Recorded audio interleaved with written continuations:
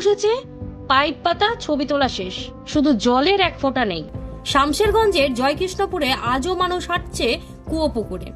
যা পাওয়ার কথা ছিল ঘরে, তা এখন দূরের স্বপ্ন। বারবার তো বলেছি ওরাকে, একবার ঠিক করে দিয়েছিল, ভেঙে দিল না তো। ওদেরকে জানানো হয়েছিল? হ্যাঁ হয়েছে, কতদিন থেকে খারাপ হয়েছে? প্রথম থেকে 8 মাস পেলে হয়ে যাবে বন্ধ হয়ে আছে। এটা নিয়ে কারো মাথা ব্যথা নেই। আপনি কি চাইছেন? আমি ভালো করে যাবে না তো কি করবো আমরা। প্রকল্প শুরু হয়েছিল বাজনা ক্যামেরা প্রতিশ্রুতি ঝলকে। আজ সেখানে পড়ে আছে কচুরিপানায় ঢাকা ট্যাঙ্ক, ধুলোয় গড়াগড়ি খাচ্ছে পাইপ। প্রশ্ন করলেই রাজনৈতিক চাপ, মুখ খুললেই হুমকি। নেতারা গায়েব, জবাবদিহি নেই। তাহলে প্রশ্ন একটাই, উন্নয়নের মানে কি শুধু ফিতে কাটার ফটো তোলা? সাধারণ মানুষ জল পাবে কবে?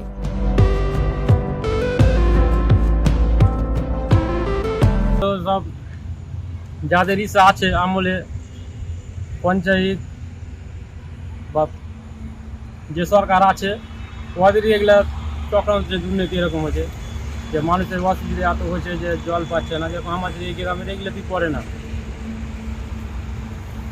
কাজকর্ম কিছু হচ্ছে না। আমাদের এগুলো মোটামুটি লাগে আধা 1.5-2 বছর ধরে করতে যায় না বলছি, এগুলা তো কোনো অ্যালাউ নেই। কি চাইবো হলে তো ভালো হয়, যদি যে কাজগুলা যদি করে, যে মানুষের বাড়ি বাড়ি যদি জল পৌঁছে যায় তো সব জায়গায় ভালো।